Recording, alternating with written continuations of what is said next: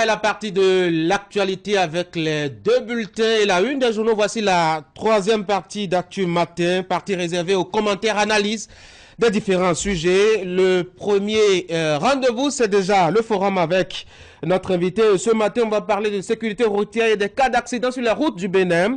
Les routes béninoises sont-elles devenues plus dangereuses que par le passé? On va poser la question au directeur général du Centre national de sécurité routière, Aubert Dukonou, est dans nos murs. C'est avec lui que nous ferons le débat avec Franck Aonou qui viendra par ici avec l'équipe. Et le Keko Guaba, consultant pratiquement la maison Cana 3 Bénin sur les questions de sécurité routière. Il sera aussi de la partie pour nos discussions. Eric Deguenon va aussi participer à nos échanges. Et le directeur général, Aubert Dukonou aussi, en personne ressource. On aura aussi à se prononcer sur le sujet de l'actualité aujourd'hui, c'est bien la désignation des 7 sages de la Cour constitutionnelle pour la prochaine mandature. La 7, si vous le voulez bien. Les gars, bonjour. Bonjour. Bonjour, Tanguy. Bienvenue à tous. Monsieur le directeur général, bonjour. Bonjour, monsieur. Bienvenue à Canal.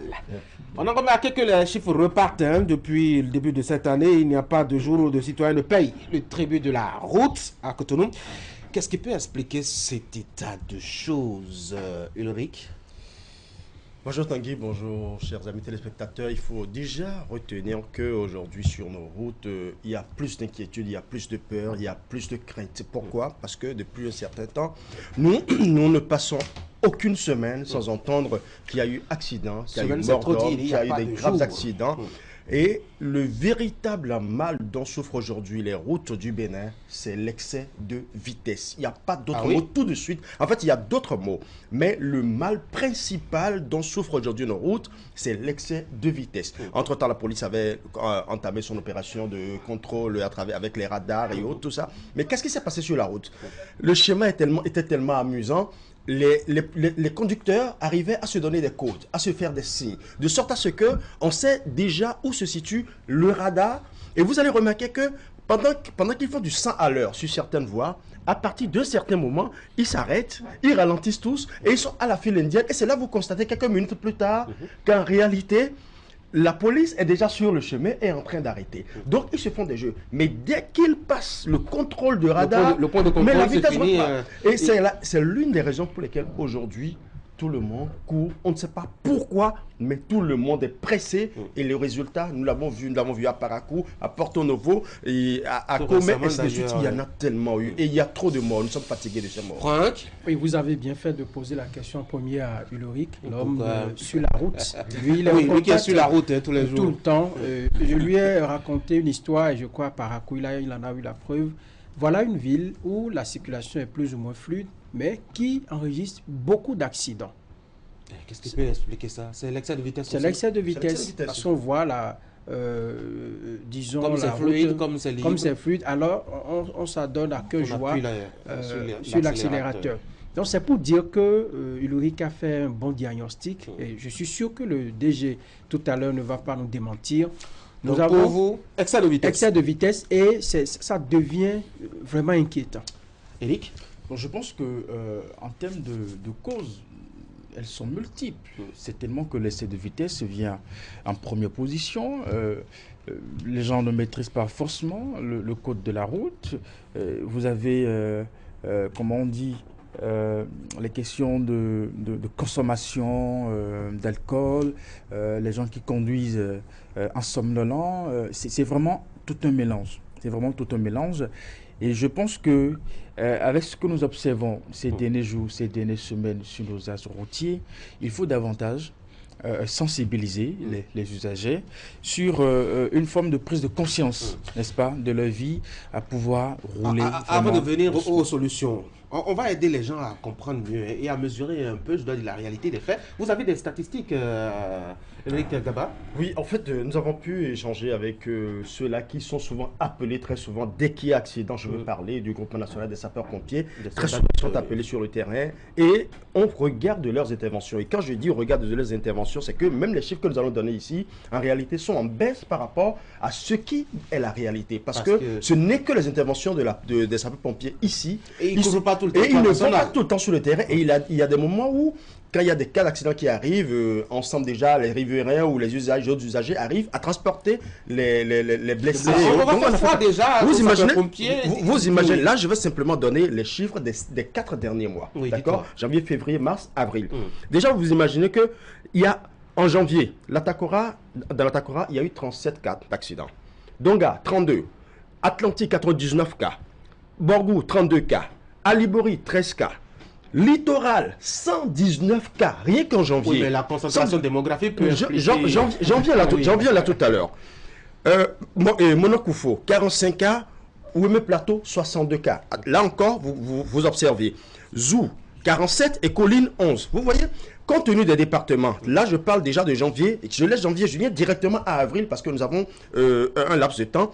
À avril, ça dit que ça monte. Nous sommes à 49 cas pour la Takora, qui était à 37 en janvier. Nous sommes à 28 cas pour la Donga. Nous sommes à 178 cas pour l'Atlantique, qui en janvier était à 99. Nous prenons le littoral, nous sommes à 123 cas, qui était à 119 cas en janvier. Donc, entre janvier et avril, nous sommes passés à 119.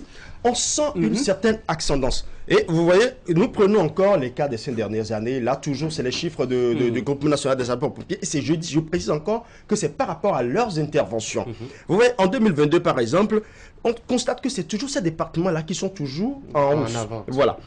Dans le littoral, pour 2022, nous avons eu 1294 cas d'accident. Et quand on fait la moyenne par mois, on se retrouve à 107 cas d'accident en moyenne. Dans le littoral. Dans le mois. Vous imaginez, entre-temps, on avait en 2018, 1366 cas pour le littoral aussi. Ce qui veut dire qu'entre 2018 et 2022, on a senti une légère baisse au niveau du littoral. C'est pareil pour la plupart des départements.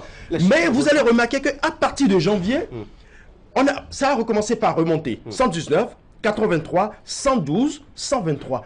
Vous allez remarquer qu'entre-temps, il y a eu des opérations qui se sont passées sur le terrain. Oui, il y a le directeur qui s'impatiente pour réagir. On le sent bouillonnant déjà. Monsieur le directeur, bonjour à nouveau. Bonjour, Emina, journaliste.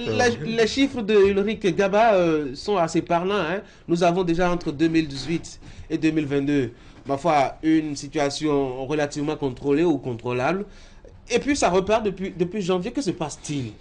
Merci bien. Je voudrais d'abord faire observer qu'en matière de statistiques des accidents, le phénomène est mondial. L'ampleur constatée est mondiale parce qu'au niveau mondial, nous avions environ 3000 personnes qui meurent chaque jour. Dans le monde? Dans le monde. Ça participe, si on fait le point, ça fait 1,3 million de cas d'accidents constatés par an. Dans le monde. Dans le monde. C'est tout moyen compris. Les Nations Unies, qui ont pris vraiment au sérieux l'ampleur, ont décrété 2 décennies d'action. La décennie d'action pour la sécurité routière 2011-2020, une deuxième 2021-2030. L'objectif, c'était de réduire au moins de 50%. Et pour ça, il faut que les pays partent aux accords. Au niveau africain, il y a la charte africaine pour la sécurité routière. C'est vous dire que la problématique des accidents préoccupe au plus haut niveau. Et c'est d'ailleurs la raison pour laquelle, au niveau du Bénin, lorsque nous avions fait l'état des lieux, on s'est rendu compte que jusqu'en 2016, le Bénin n'est parti à aucun accord relatif à la signalisation routière. Je veux parler de la Convention de Vienne de 1968 sur la signalisation routière, la Convention de Vienne sur la circulation routière, même la charte africaine n'était pas. Mais aujourd'hui, quel est le point? Parce que quand on parle des statistiques, c'est vrai, au Bénin, c'est 2 tués au moins. Et vous avez bien fait de faire constater que les accidents ont réduit. Mais le problème réel au niveau du littoral, je vais vous expliquer. Le littoral regorge une catégorie de population, un peu comme la plupart de nos grandes villes. Les gens ont individualisé le transport. C'est beaucoup plus les véhicules à 2 ou 3 roues qui sont en nombre dans un environnement où la géométrie de la voie n'avait pas prévu leur circulation en termes d'organisation. Et donc, la congestion aidant, vous constatez beaucoup de cas d'accidents, mais c'est des blessés légers, pas tellement graves. Les accidents qui engendrent les blessés graves ont lieu souvent en rente campagne et sur les RNIE. Et donc, le phénomène s'y constitue de cette manière. Qu'est-ce qui est fait? Parce que c'est de ça qu'il s'agit. Vous avez parlé de l'excès de vitesse, mais nous avions une législation qui est vraiment désuète. Ah oui? Vous imaginez que jusqu'en 2016, en un passé récent, c'est l'arrêté général de 1956 qui encadre le dispositif de sécurité. Mais qui devrait faire le lobby pour actualiser justement nos tests? Si les députés ne sont pas informés... L'actualisation est faite, mais il faut qu'on vous explique un peu le dispositif, parce que hier, lorsque on sort une loi, il faut attendre que la loi soit vulgarisée avant d'aller vers la prise des tests d'application. Le gouvernement, cette fois-ci, après que nous ayons déposé, nous avons transmis le projet à faire observer que il faut que l'ensemble des tests d'application soient appliqués. Et ces tests sont relatifs à quoi? Il faut expliquer. Il y a la conduite avec les taux d'alcoolémie supérieurs ou égal à 0,8 grammes. Vous savez très bien que lorsque les accidents ont lieu, en matière de constatation, c'est les forces de l'ordre qui constatent. Et nous avions remarqué que les recueils qui sont faits sont en dessous de la réalité, pour des pratiques que vous saviez très bien. Le taux de couverture n'est pas au mieux de sa forme. Et donc, aujourd'hui, si nous allons nous targuer des statistiques des sapeurs-pompiers et autres, nous allons dire que les accidents sont en régression. Mais en réalité, quel est le baromètre? Nous avions observé également la noté, ce sont des chiffres essentiellement liés aux interventions des sapeurs-pompiers. On sait qu'il y en a beaucoup qui ne sont pas pris en compte. Une fois que le code de la route est actualisé, nous allons trouver les formules pour aller vers la vulgarisation. Oui, mais il s'agit de vies humaines. Pourquoi ça prend une heure comme ça? Non, mais c'est pas une question de temps, c'est pas une question de temps, parce que je vais vous donner des exemples que j'ai. Au Bénin, par exemple, il n'y avait pas... Est-ce que vous savez qu'il n'y avait pas un test qui encadre le taux d'alcoolémie? Vous savez qu'il n'y avait pas un test? Oui, mais ça... Port de ceinture, port de ceinture de sécurité. Il n'y avait pas un test. C'est des tests disparates qui avaient été pris. Et ces tests, c'est des arrêtés peut-être ministériels qui sont vraiment... Oui, mais vous avez fait le constat, l'état des lieux, ça me fait 2 ou 3 ans que vous aviez fait ce constat. C'est quand même du temps de passer déjà pour actualiser les la loi, le code de la route, le code de la route, le chantier du code de la route n'est pas comme les autres chantiers. Lorsque vous finissez de faire des projets de tests, il y a des spécialistes pour vérifier de leur conformité. Et c'est des tests qui quand même vont engager des actions au niveau de la République. Il faut passer au pays fin de se prononcer. Pour que cela ne soit pas perçu comme... Absolument. Je comprends que le directeur soit dans une forme de... Comment j'ai envie de dire, on prend le temps, n'est-ce pas, de pouvoir bien ascerner les tests et puis les nettoyer. Mais je pense qu'il y a urgence. Il y a véritablement urgence et le temps n'est pas du tout en notre faveur. Charge que Dieu fait, vous l'avez dit, il y a des décès. Et donc, moi, j'aurais aimé que ça soit véritablement sur ces questions, que nous voyons nos députés à l'Assemblée nationale très actifs, que ça soit sur des questions de répartition et puis tout ça. Là, nous avons un problème assez important. Et j'ai souvenance qu'en décembre dernier, quand on faisait une émission bilan sur la question de la sécurité routière tout au long de l'année, le directeur est venu également sur cette activité phare, n'est-ce pas, du Centre national de la sécurité routière, qui est qu'il était temps qu'on nettoie, qu'on toilette les tests, il était temps véritablement qu'on aille vers une législation forte. Mais bon, de décembre à mai, je constate qu'on n'a pas beaucoup évolué. Comment on n'a pas beaucoup évolué? Oui, puisqu'on n'a pas encore le test adopté, c'est pas encore finalisé. Je suis d'accord. Nous sommes impatients. Ça coince où? Nous sommes impatients. Ou c'est toujours en cours là? Non, mais on a fini. Je vous ai dit que les recommandations récentes, c'est qu'il faille sortir les tests d'application et les faire vérifier par le comité spécialisé. C'est le comité qui travaille? Le comité a pratiquement fini. Okay. Je voudrais vous rassurer de ce que je vous ai fait observer que c'est l'arrêté général de 1956. Regardez le nombre d'années.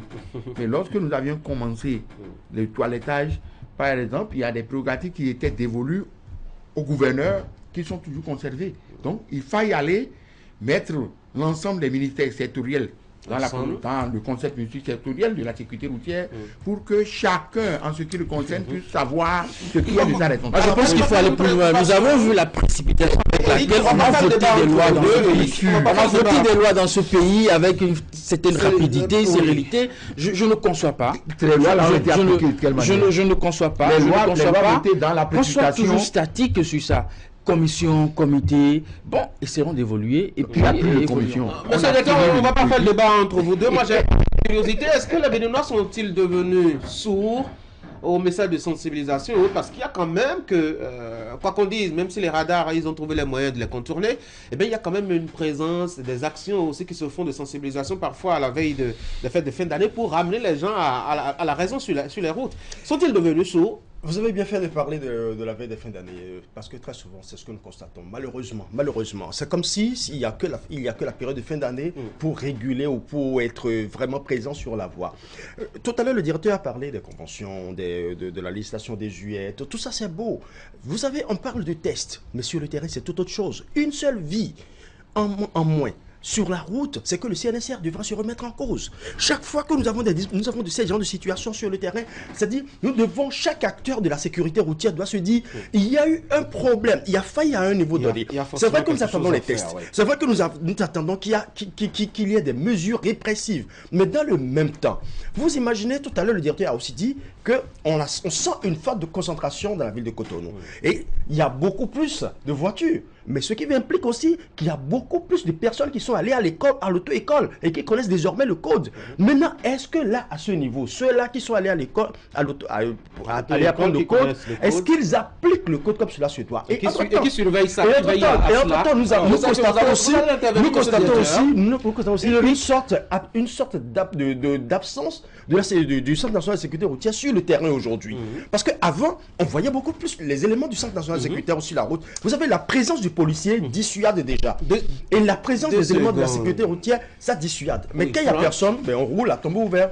Alors, contrairement à Ulrich et peut-être à Eric, moi je pense qu'il faut féliciter le Centre national de sécurité routière. Oui. On n'attend pas, s'il vous plaît, la fin de l'année pour mener des activités. Moi, je sais que bien des fois, moi j'ai vu les équipes du CNSS sur le terrain, surtout sur la route Parakou-Cotonou. En dehors de la période des fêtes. Oui, en dehors de la période des fêtes. Et mieux, c'est qu'aujourd'hui, moi, par exemple, j'ai été pris parce que j'ai fait de la vitesse et à l'aide des radars, les policiers m'ont pris, j'ai payé plus de 10 000 francs. Avec 3 jours de fourrier, avec ma voiture, je me suis retrouvé en infraction. Oui, je suis en infraction. Non, laissez-moi terminer. Oui. C'est pour dire que les gens continuent de rouler en téléphonant. Les gens continuent de rouler parce qu'ils ont des soucis. La dernière fois, on était dans un bouchon où le monsieur était là évasif. Dans ces conditions, vous ne pouvez pas demander aux services les plus compétents. C'est là tout le problème, c'est dire que c'est pour vous dire, de la sensibilisation. Ce qui veut dire que déjà le message ne passe pas. Non, c'est pour vous dire que nous-mêmes à notre niveau, nous devons faire un gros effort pour accompagner les efforts. C'est pour cela que nous avons il y a beaucoup de problèmes. Quand on ne sait pas, il faut chercher à comprendre. Et ça me fait un peu mal. Et que notre partenaire... Pourquoi?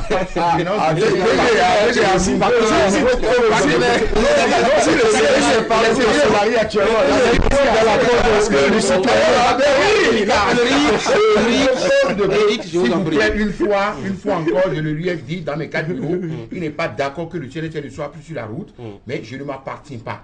Le nouveau code de procédure pénale au Bénin proscrit, interdit toute descente sur le terrain pour des fins de verbalisation, de fins de contrôle coercitif aux agents du CNSR. Et ça m'étonne.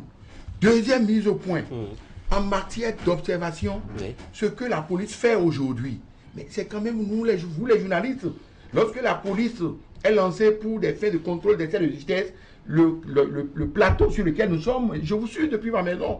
Accompagnez-nous. Merci beaucoup. Je voudrais le féliciter pour dire que tous les pouvoirs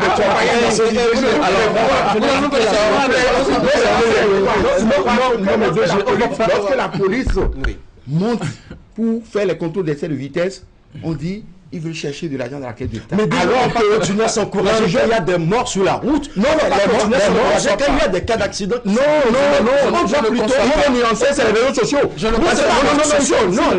Là, ici, nous avons avancé certains chiffres. Et ces chiffres. Non, mais vos chiffres par rapport, vos chiffres sont. Quel est le baromètre d'appréciation?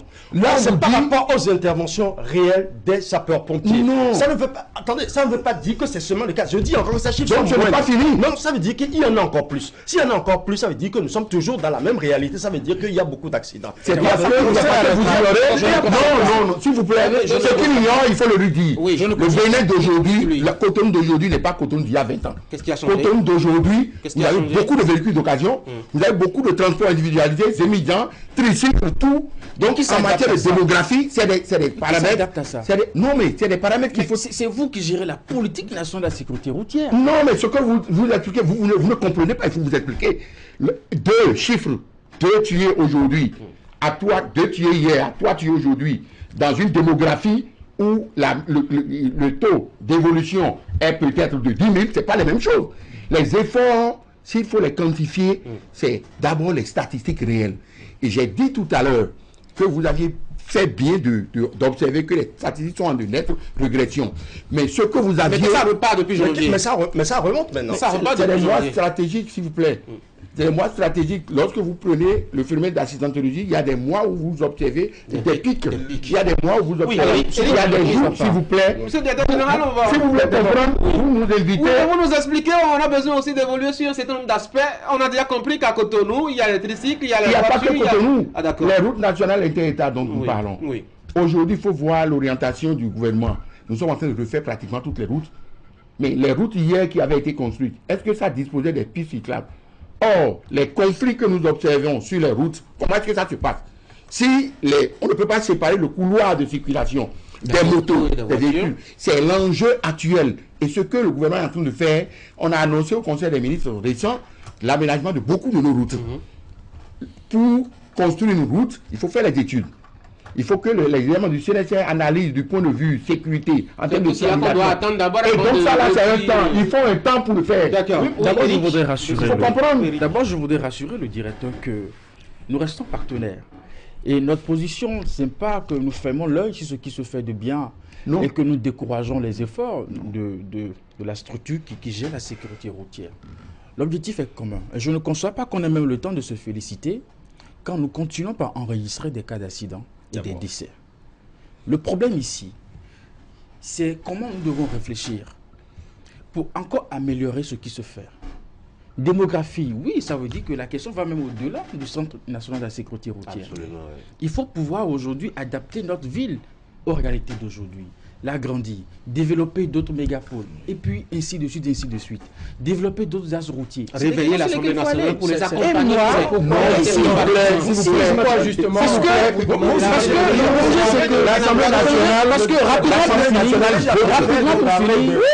rapidement pour finir, vous me permettez vraiment d'avoir la police de ces débats. Sinon, on parle tous à la fois et personne ne nous entend à la maison. Alors quand je donne la parole à X, pardon, que X parle, je donne la parole à Y, Y va répondre. Alors moi, je voudrais finir rapidement. Moi, je voudrais rapidement pour finir. Oui. À défaut de féliciter monsieur le directeur comme l'a fait Franck, c'est davantage titiller le législateur à accélérer, n'est-ce pas, les travaux pour que la législation soit rapide. Oui, monsieur le directeur général, vous voulez parler de l'Assemblée nationale. Tout à l'heure que pour mettre les tests aux normes, nous savions ce que cela a été.